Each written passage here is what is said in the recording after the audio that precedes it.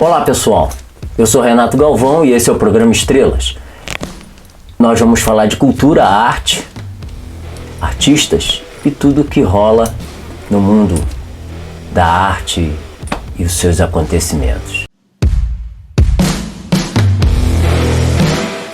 Vamos começar logo o programa lançando a constelação, a minha constelação. E hoje essa constelação está bem povoada pela minha família. Tem a minha mãe, tem a minha irmã, tem meus netos, tem minhas filhas. Excepcional. Roda aí a vinheta.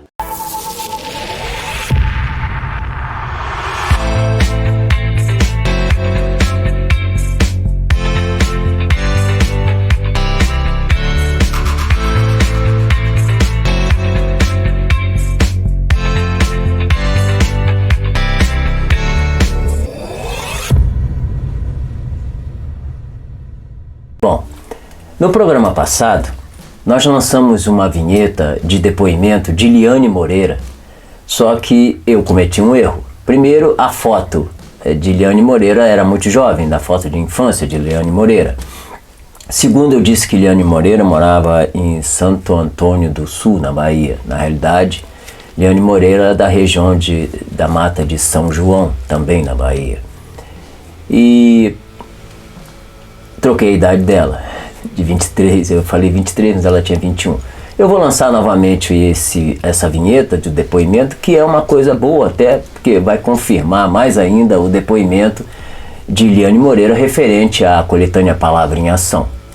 Então roda aí a vinheta para retificar a besteira que eu fiz. Cabeça de velho, né, gente? Roda aí.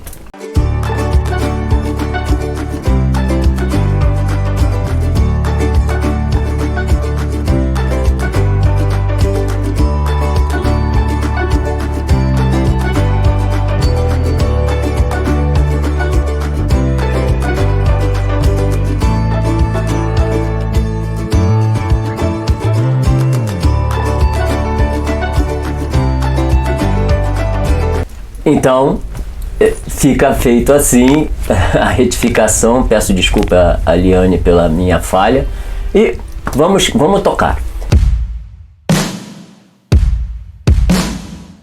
Bom, pessoal, hoje em resenhas eu vou falar de uma multiartista formada em design interior, é musicista, né? Escritora, musicista, contadora de história e tem um mundo pela frente na arte muito bom. Independente de o Brasil não dar muito valor, né?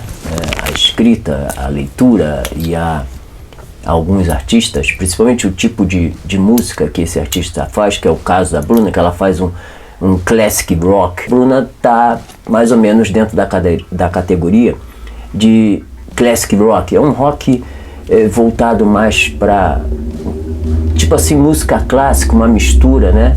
Que é o caso também do rock progressivo, que usa sinfônicas, usa corais e tudo mais. E ela tem essa vertente também. Então, nós fizemos uma matéria para a Bruna em Dicas de Atividades Culturais, uma coluna que eu tenho a honra e a satisfação de assinar e de escrever a respeito desses nossos artistas pelo mundo afora. E a gente fez a matéria para a Bruna. A matéria da Bruna se dividiu em 3 partes. Primeira parte nós falamos de sua trajetória. Na segunda parte nós falamos dos seus livros. E na terceira parte nós falamos da sua música, das suas composições. Bom, vamos começar então em resenhas, falar dos livros de Bruna e logo depois em música a gente fala da parte de composições musicais, dos instrumentos que a Bruna toca, piano, violão, violino. É uma loucura, a menina é super dotada, vamos dizer assim. Então vamos lá. A Bruna escreveu Caminhos das Fadas. Ela também criou e escreveu Cartas para Ele, o primeiro volume. Cartas para Ele, volume 2. Bruna também escreveu Fênix, a origem de tudo. Seguindo, Bruna escreve Contos Oníricos. Nós, quando fizemos a matéria de Bruna Canesch, nos surpreendemos com a sua riqueza, a sua inspiração e a sua dedicação à literatura. É uma menina e que teve seus problemas, principalmente problemas de ansiedade, e que entre a ansiedade e sua inspiração ela criou esses textos maravilhosos nesses livros. Espetacular. Na descrição aqui do nosso programa a gente vai deixar o contato e onde vocês podem achar esses livros, esses textos, para que vocês possam ler. Alguns textos dela está disponibilizado graciosamente, não o livro todo, mas parte dos textos, e vocês vão entender muito como é lindo o que ela escreve e como é emocionante a sua temática, o seu enredo, é espetacular. Bom, vamos partir agora para o bloco música, no qual eu vou colocar a matéria que nós fizemos para a Bruna e também mostrar a parte musical dela. Roda a vinheta aí. Pois bem, gente, aqui no quadro Música, nós vamos rodar a matéria que Dicas de Atividade fez para a Bruna. Então a gente vai partir para o vídeo de Bruna e eu vou falar para vocês que Bruna toca piano, violino, violão, ela é multi-instrumentista e tem uma cabeça maravilhosa para fazer música. Particularmente eu sou chegado ao rock, vocês podem ver. E o rock clássico, o chamado classic rock, é uma maravilha para você meditar, para você se sentir bem. O rock ele tem uma característica de te colocar muita energia ou te deixar zen. Interessante, né? É uma vertente muito bonita da música que é o rock. Então roda aí o vídeo de Bruna para vocês verem como ficou bonita a matéria e também a música Senhor do Tempo, composta por Bruna Canege. Roda aí, pessoal.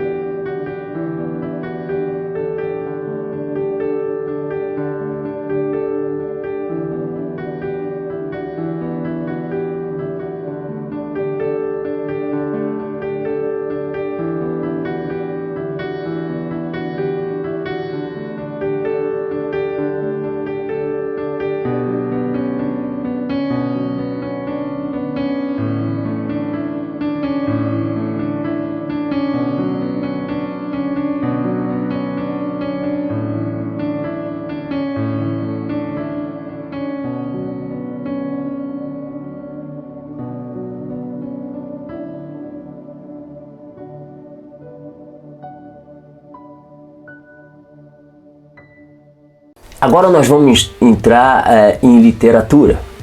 Literatura é um quadro composto por novidades, informações e notícias sobre a coletânea Palavra em Ação. Roda a vinheta, meu. Coletânea Palavra em Ação é uma coletânea projetada por mim, pela Cláudia e pelo Gustavo, assim como é o Jornal Alecrim. E ela nasceu para dar chance, para chamar, para mostrar aqueles que não têm notoriedade no mundo edital, né, cultural. E nós ficamos muito felizes porque conseguimos atingir jovens e adultos que escreviam textos maravilhosos, mas infelizmente não publicavam, nem mesmo nas redes sociais, por vergonha ou qualquer coisa assim. Eu já passei por isso, principalmente na minha primeira exposição, foi uma loucura. Eu suei, eu tremi, eu gaguejei, eu fiz um monte de coisa porque era muito nervoso, eu tinha vergonha de aparecer, né? Então a coletânea Palavra em Ação trouxe isso, tirou isso. São gratas surpresas como Liane Moreira, Paola Marasca, tem mais gente, a cabeça minha não lembra de muita gente não. A cabeça de velho não lembra muita coisa, mas são muitos jovens e muitos adultos também envolvidos com isso. Porém, a coletânea também atraiu gente que aí publicou 100, 200 coletâneas, participou de mais de 50 coletâneas, gente que tem notoriedade. Então a coletânea tomou um caminho muito bonito, um caminho que a gente havia projetado, que é um caminho de mostrar cultura, arte e artistas. E a coletânea não vai parar não, gente. Nós já estamos projetando, nós já estamos estudando a segunda parte da coletânea Palavra em Ação. Vai ficar bonito. Então, nós temos aí até o dia 30 de junho para fechar a nossa coletânea. Esse prazo foi prorrogado a partir do dia 1º, terminou no dia 31 de maio as inscrições. Porém, a pedido de alguns escritores, alguns artistas, nós prorrogamos até 30 de junho. A gente respeita as condições financeiras, essas coisas todas. E a gente está aqui para sempre estar com a mão estendida para esses artistas, seja ele poeta, escritor, poetisa, não importa. A gente está aqui para isso. E uma coisa importante, muito importante, que eu acho que é legal, nós temos inscritos pessoal da Suíça. É interessante que nós temos gente com língua portuguesa. Portuguesa, não portuguesa BR, portuguesa Brasil, portuguesa Portugal. É interessantíssimo. Nós temos adesões na Suíça, de pessoas de língua portuguesa. Acabamos acabou de se inscrever uma poetisa, uma escritora da Alemanha, e estamos com também um escritor argentino.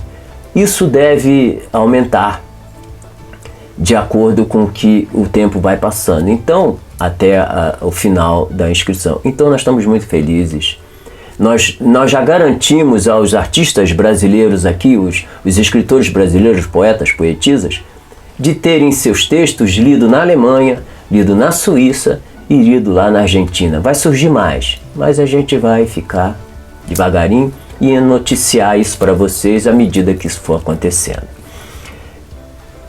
Então, devido à nossa dedicação, alguns artistas, né, eu diria, quase todos têm nos elogiado sempre que possível, principalmente via e-mail, que é o canal oficial para você obter as informações, editais e formulário da coletânea Palavra em Ação.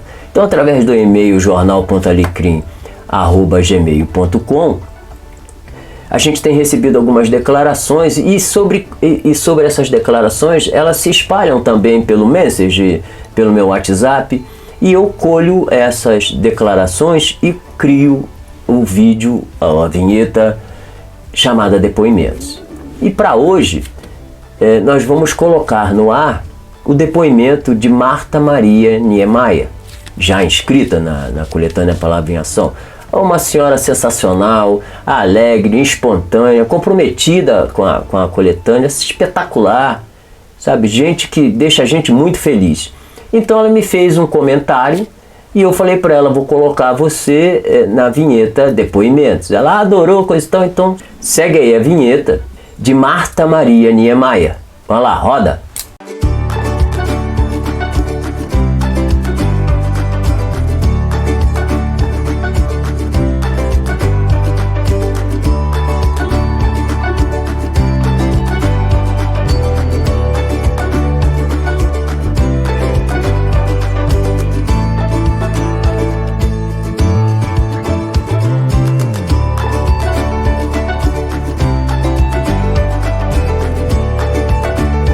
Bom, pessoal, essa semana que passou, nós fomos visitar a Secretaria de Cultura do Estado de Janeiro, que fica localizada na Biblioteca Parque.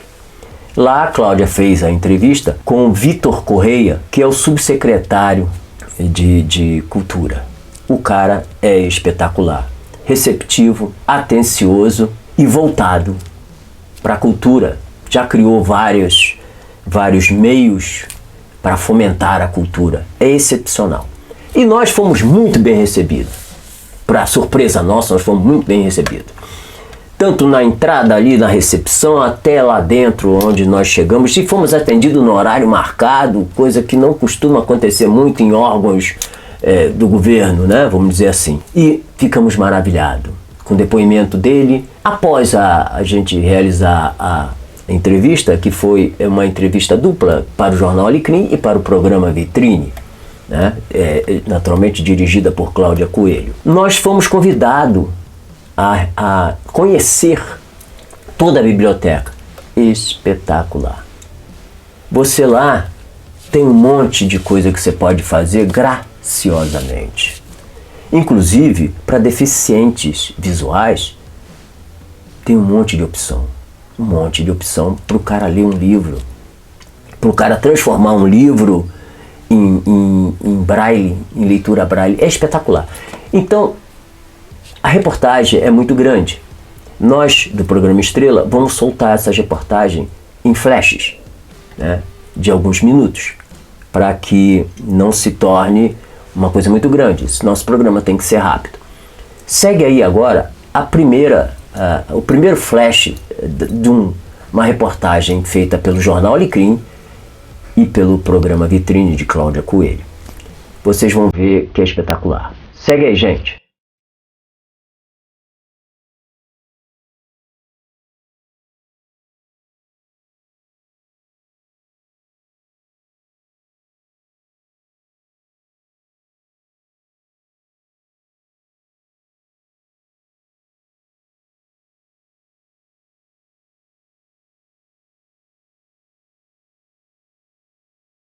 Olá, e rapidinho estamos de volta aqui no Vitrine, todos os dias de meio-dia a 1h da tarde, fazendo parte do seu almoço. E hoje nós viemos para uma aventura incrível no Rio de Janeiro para falar sobre o assunto que eu mais gosto, que é cultura.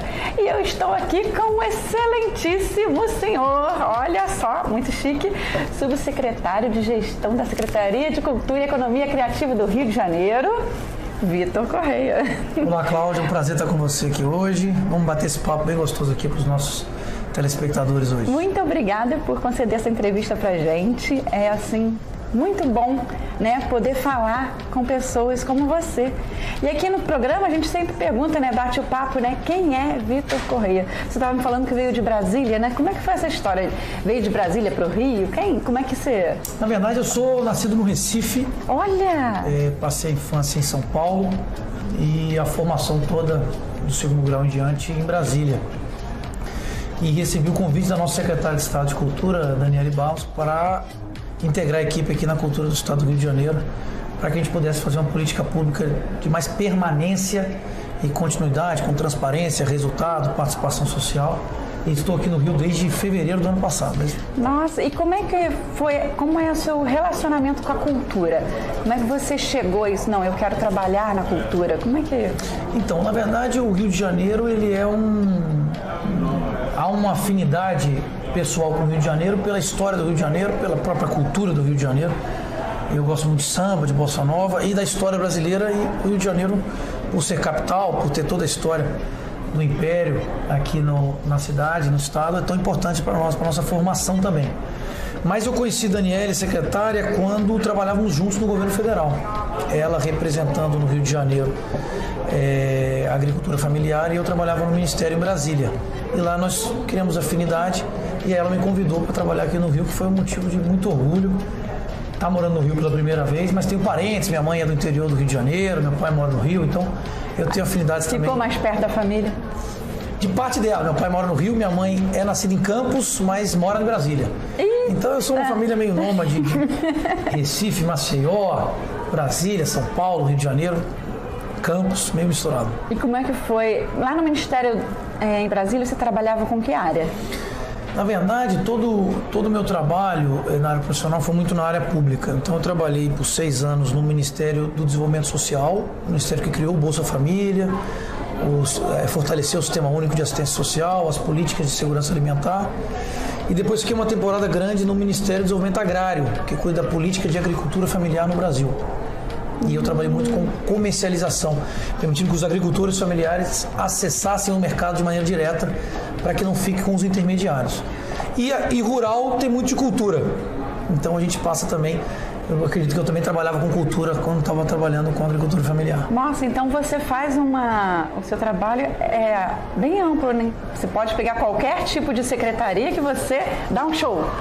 Não sei se dá um show, mas porque na verdade dá sim, gente, dá show sim. Os princípios da administração pública, eles são independem de qual é a área que você trabalha. Eu já trabalhei com desenvolvimento social, com agricultura familiar, com transporte, com empreendedorismo, com economia solidária, na saúde. Então já trabalhei em algumas áreas, mas sempre com ferramentas de gestão pública que são muito semelhantes, independentemente do segmento específico. Eu sou um consumidor de cultura, não exatamente um fazedor de cultura, embora tenha estudado. Sou também ligado à academia, fiz mestrado, fiz doutorado, então também tenho relação com a cultura por meio da academia. Então, não é exatamente tão normal, tão simples. De que segmento você vem, qual é a sua relação com a cultura? Minha relação com a cultura é multifacetada, podemos dizer assim. Muito legal, viu? Vivendo e aprendendo. E nessa sua trajetória toda, até assim, o que mais te chama a atenção? O que te dá essa paixão para trabalhar com isso? Olha, eu já me perguntei algumas vezes do porquê que não estar no privado, na iniciativa privada. Porque me parece que o público, você atende à coletividade, o interesse público, de fato. O privado é muito importante para a economia também, mas queira ou não queira, o privado você acaba tendo um patrão, né? Ou um proprietário da corporação, da empresa, enfim. Quando você está no público, o teu patrão é a sociedade. Então você deve entregar políticas públicas que fortaleçam e melhorem a vida das pessoas. E aí trabalhar sempre com o lema da transformação. Em todos os lugares que passamos, tentamos, com o público que a gente era destinado a atender, buscar a transformação da vida das pessoas, desse segmento.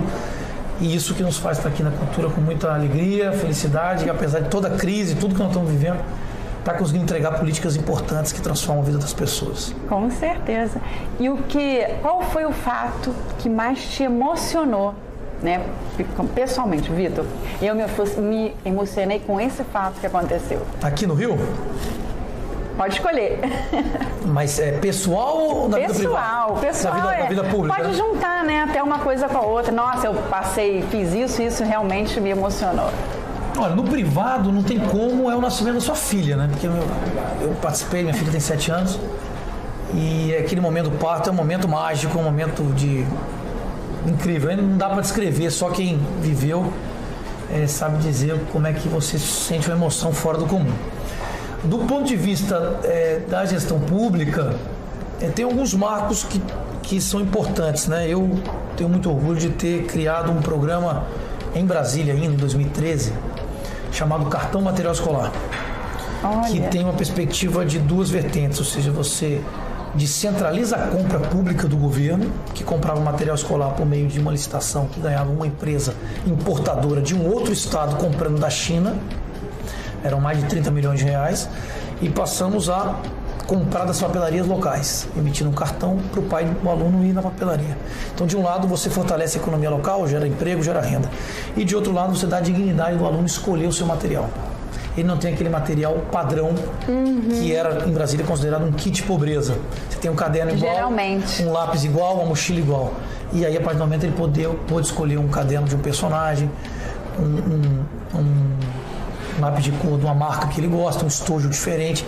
Quantas e quantas vezes eu vi uma criança levando uma mochila de rodinha e nunca tinha podido comprar uma mochila de rodinha na vida. Ou que começava o ano com um caderno sem metade das páginas porque era fruto do ano anterior.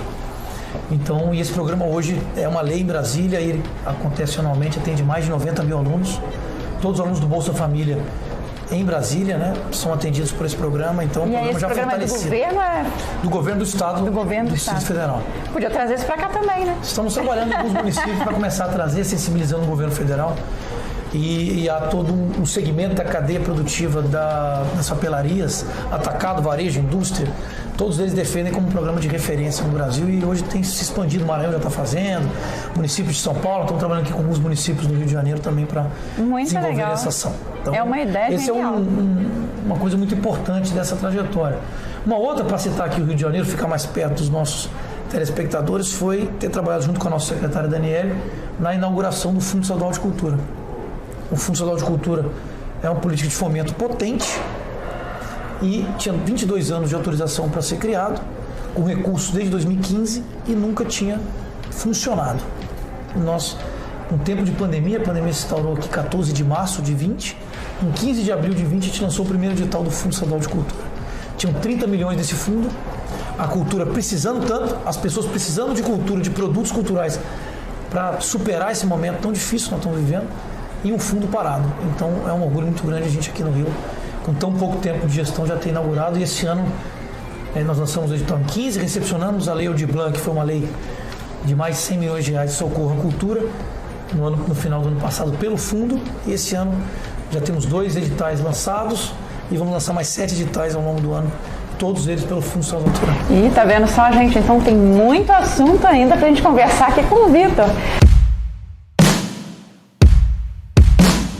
Então, pessoal, é isso aí, viu? E não se esqueça, no próximo domingo, às 16 horas, o programa Estrela está aqui esperando por vocês. Deus abençoe, gratidão. Fiquem com Deus.